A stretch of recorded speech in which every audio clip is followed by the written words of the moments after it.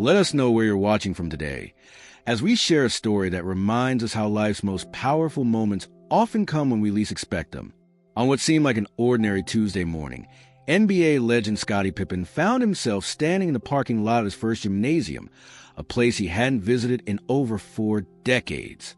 The building's faded brick exterior and weathered basketball court held memories that would soon overwhelm one of basketball's greatest players. The old Hamburg Community Center had seen better days. The once vibrant facility where young Scottie had first learned to dribble was now showing its age, much like the surrounding neighborhood. The morning fog hung low over cracked concrete of the parking lot, where maintenance worker Imogen Lee swept away fallen leaves, unaware of who had just arrived. Inside, the center's director, Giselle Brooks, was reviewing the day's schedule with her small staff. The facility had been struggling lately, with budget cuts threatening its youth programs. The building's age showed in every corner, from the scuffed floors to the flickering fluorescent lights. But the spirit of community that had nurtured generations of young athletes somehow endured. Scottie sat in his car for a long moment, his hands resting on the steering wheel as memories began to surface. Through the windshield, he could see the side door where he used to slip in early mornings to practice before school, back when he was just the equipment manager's son, dreaming of something bigger than anyone thought possible.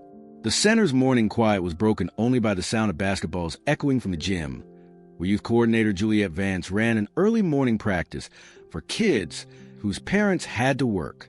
These children, like young Scottie so many years ago, found their sanctuary on the hardwood, escaping the challenges of their daily lives through the game they loved. As Scottie finally stepped out of his car, the cool morning air carried the familiar sounds and scents that had once been such a vital part of his life. The squeak of sneakers on the court, the hollow bounce of basketballs, the faint smell of floor wax. Some things hadn't changed in 40 years. Kendall Rivers, the elderly equipment manager who had known Scottie's father, was the first to notice him. She stood frozen in the doorway of the supply room, a rack of basketballs forgotten in her hands, as she recognized a familiar tall figure walking toward the entrance. The center's morning routine continued inside, unaware of the legend approaching. Lilith Monroe helped a group of young players with their homework in the study room, while Magnolia Trent prepared for the day's after-school program. These dedicated staff members carried on the tradition of nurturing young dreams, just as others had done for Scottie decades ago. When Scottie reached for the door handle, his hand trembled slightly. He hadn't planned this visit. It had been an impulse decision during a trip back to his hometown. But something had drawn him here, some need to reconnect with the place where his journey had begun.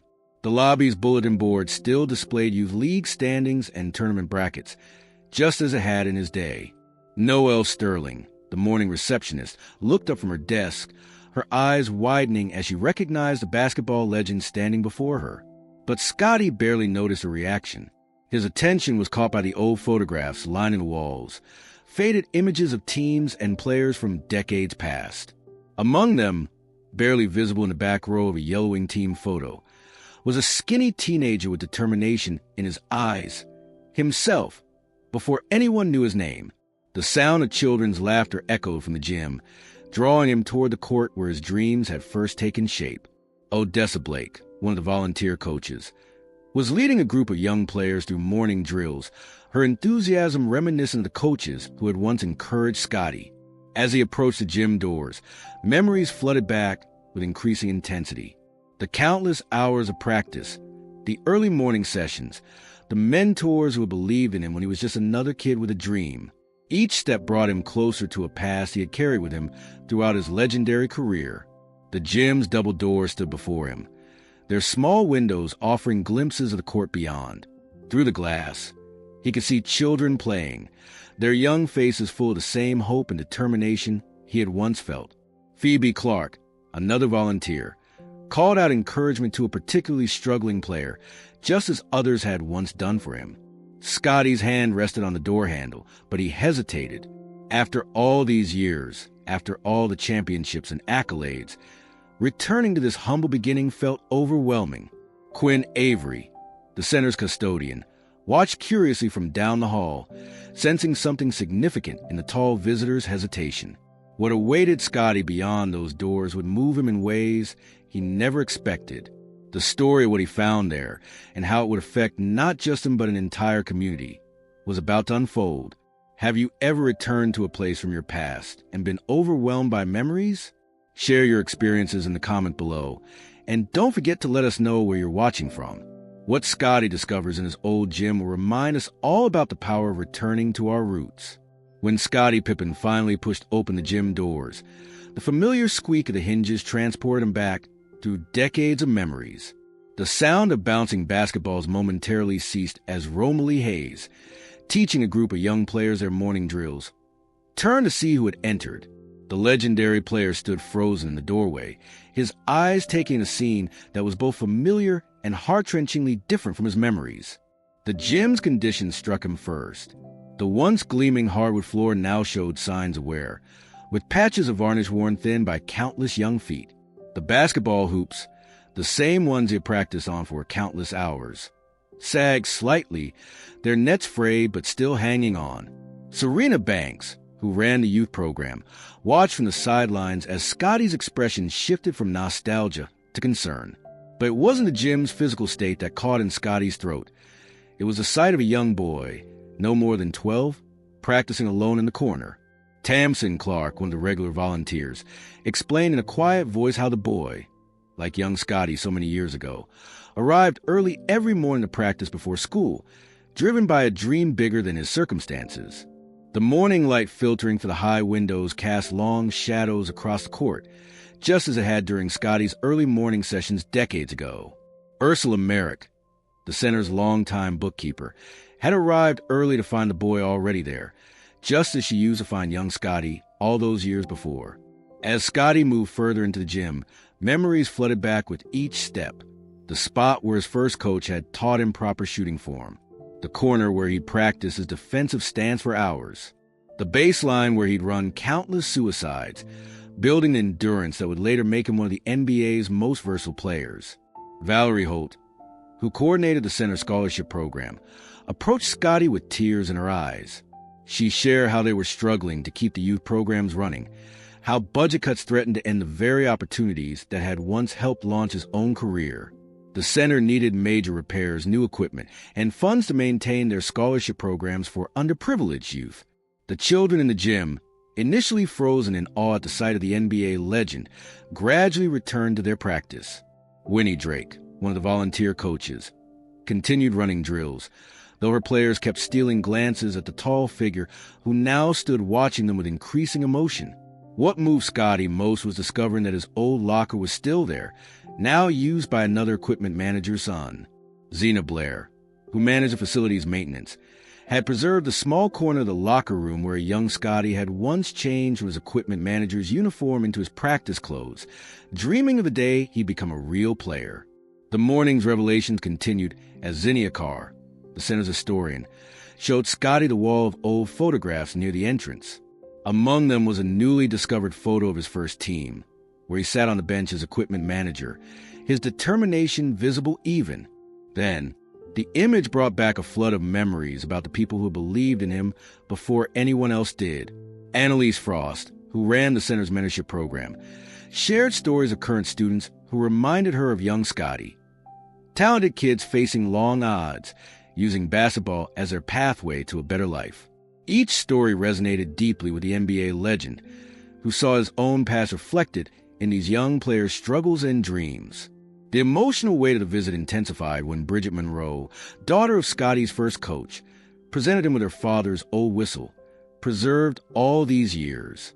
The simple object carried decades of memory, countless practices, words of encouragement, moments of tough love that had helped shape a future NBA star.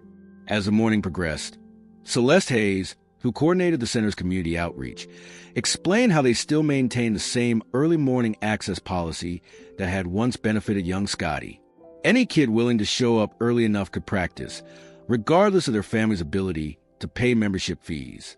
The center's challenges became clearer as Delilah Green, the facility manager, pointed out areas desperately needing repair.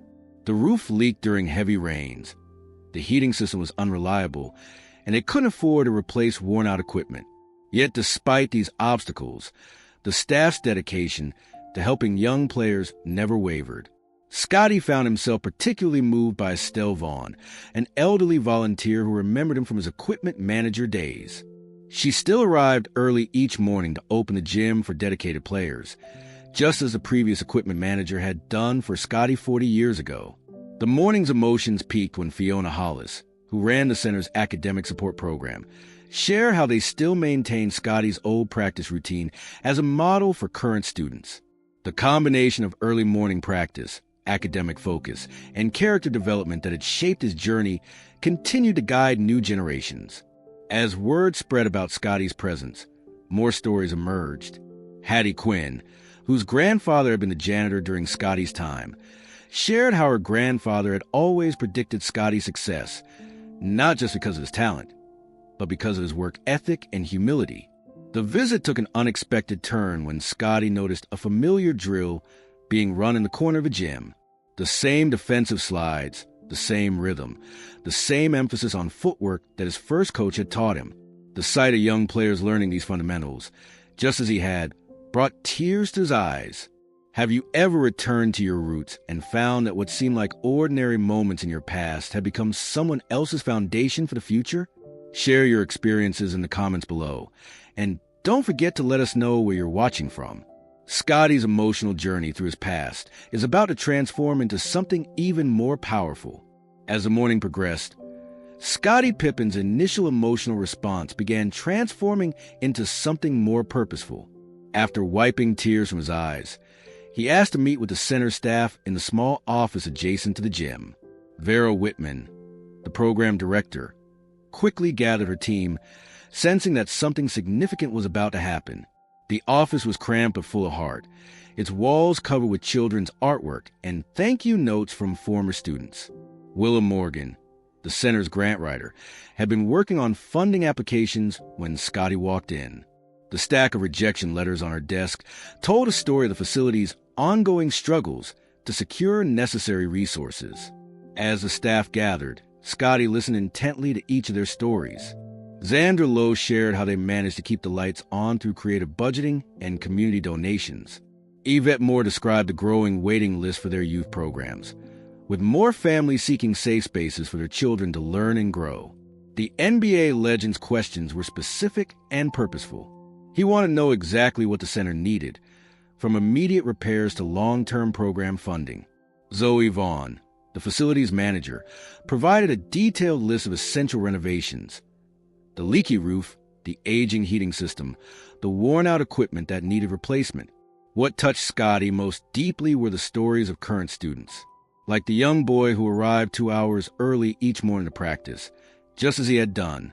The child's mother worked night shifts, and the center provided a safe, nurturing environment during those early hours.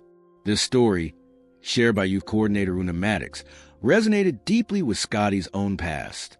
The meeting took an unexpected turn when Theo Whitaker pulled out a dusty old logbook. In it were the daily sign-in sheets from Scottie's time at the center, showing his consistent early morning arrivals. The pages were worn but preserved, a testament to his dedication long before fame found him. Rosalind Hale, who managed the center's academic support programs, explained how they struggled to maintain the balance between athletic and educational support. Many of their students, like young Scottie had been, needed both aspects to succeed, but funding limitations forced difficult choices. As the morning wore on, Saffron Carrick arrived with a group of elementary school students for their regular basketball clinic. The children's eyes widened at the sight of the NBA legend, but what caught Scottie's attention was their worn-out equipment and mismatched uniforms, signs of the center's financial constraints. The turning point came when Phoebe Clark showed Scottie the center's financial records. The dedication of the staff was clear. Many worked extra hours without pay, brought supplies from home, and never gave up despite the mounting challenges. Their commitment to the community mirrored the support Scottie had received in his youth. Quinn Avery, who coordinated volunteer efforts, shared how former students often return to help current ones, creating a cycle of mentorship and support. This revelation touched Scottie deeply, reminding him of his own journey and the people who had believed in him along the way. The NBA star's response began to take shape as he toured the facility with Romalie Hayes. Every corner held both memories and possibilities, the potential to impact future generations just as the center had impacted him. His questions shifted from understanding the problems to exploring solutions. Serena Banks, who managed community partnerships, watched as Scottie began making calls on his cell phone. Each conversation seemed to build momentum as the legend reached out to contacts throughout the basketball world. His vision for the center's future was taking shape, inspired by his own past and driven by a desire to ensure others had the same opportunities. The staff's hope grew as they witnessed Scottie's increasing engagement.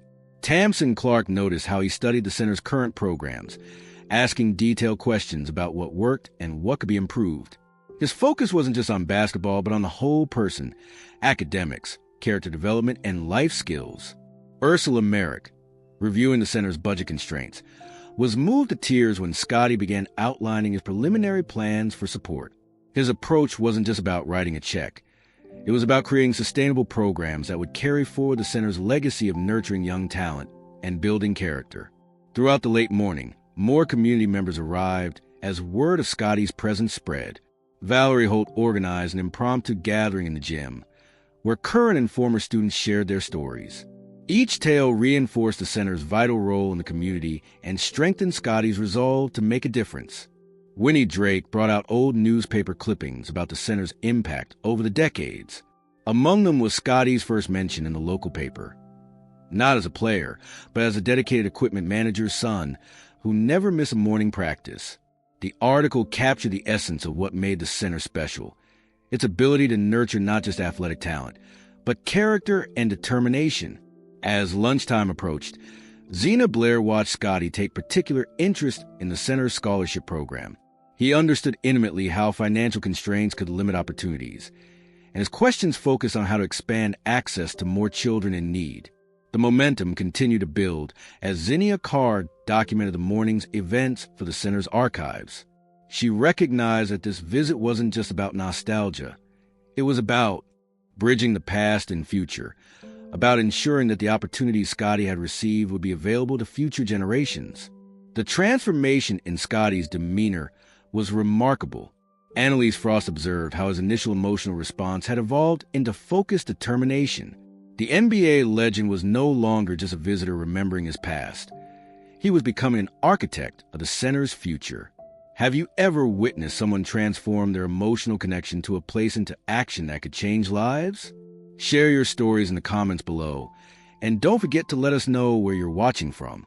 Scottie's response to what he found in his old gym was about to become something even more powerful than anyone expected. 1 month after Scottie Pippen's emotional return to his first gym, the Hamburg Community Center hummed with renewed energy and purpose. The transformation began immediately after his visit, but nobody, not even the NBA legend himself, could have predicted just how profound the impact would be. Bridget Monroe, standing in the newly renovated main entrance, watched as children streamed in for morning practice, their eyes bright with the same hope that had once filled young Scottie's.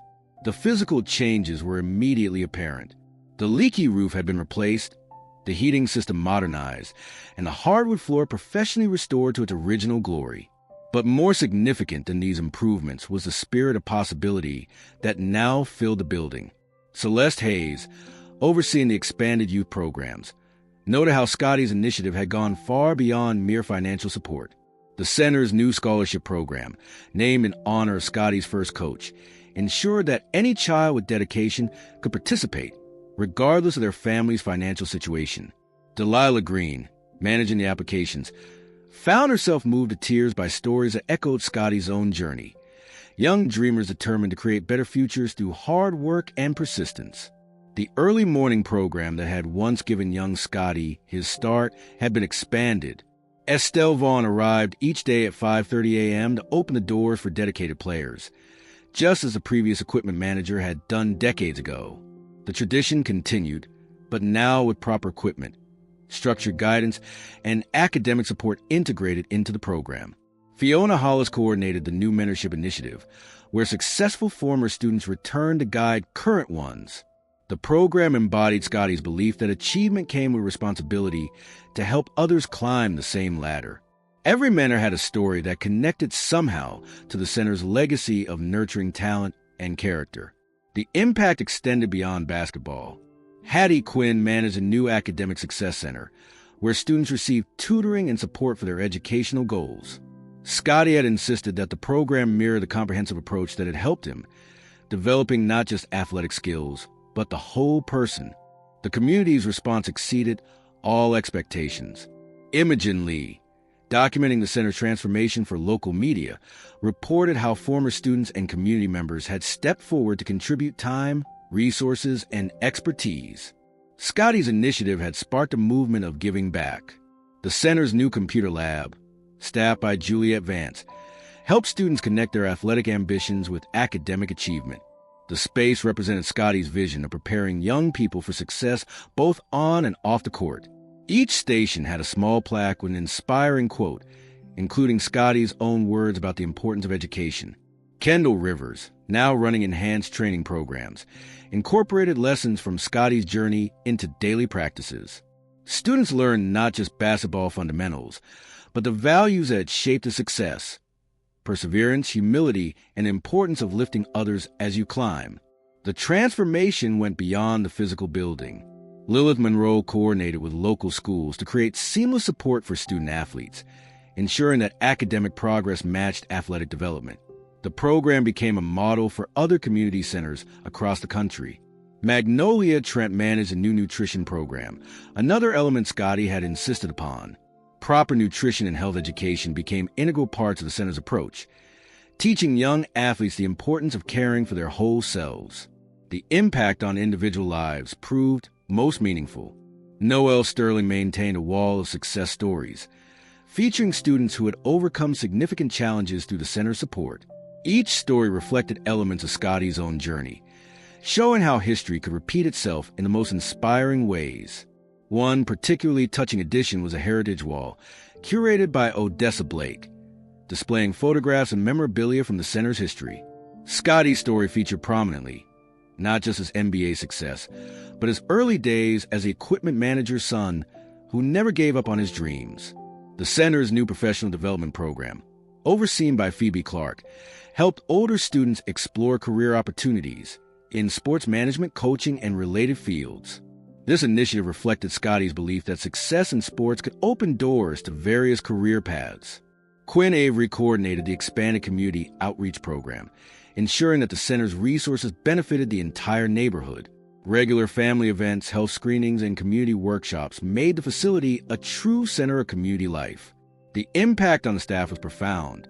Romalie Hayes, who had initially shared the center's struggles with Scottie, now led a fully funded youth development program. The ability to focus on helping children rather than constant fundraising transformed how they could serve the community. Serena Banks managed a new Excellence Fund, established by Scottie to ensure the center's long-term sustainability. The fund guaranteed that future generations would have the same opportunities that had launched his own career, with resources for both facility maintenance and program development. The center's influence spread throughout the region. Tamsin Clark frequently hosted visitors from other communities seeking to replicate their success. The model Scottie helped create, combining athletic development with academic support and character building, became a blueprint for youth programs nationwide. As the 1-month mark approached, Ursula Merrick prepared a report documenting the center's transformation. The numbers told part of the story: increased enrollment, improved academic performance, enhanced community engagement. But the real impact showed in the faces of young athletes who now saw proof that their dreams were possible. Valerie Holt organized a celebration marking the center's renewal, but Scottie insisted it focused not on him, but on the community that made it all possible. The event became a testament to the power of giving back, of remembering your roots, and of ensuring that opportunities extend to future generations. The circle completed itself one morning, when Winnie Drake arrived to find a young girl practicing alone, hours before the center officially opened. Like young Scottie so many years ago, she was a child of a staff member, determined to make her dreams reality through hard work and dedication. Have you ever seen how remembering your roots can inspire you to create opportunity for others? Share your stories in the comments below, and don't forget to let us know where you're watching from. Sometimes the most powerful way to honor our past is to ensure that others have the chance to build their own futures.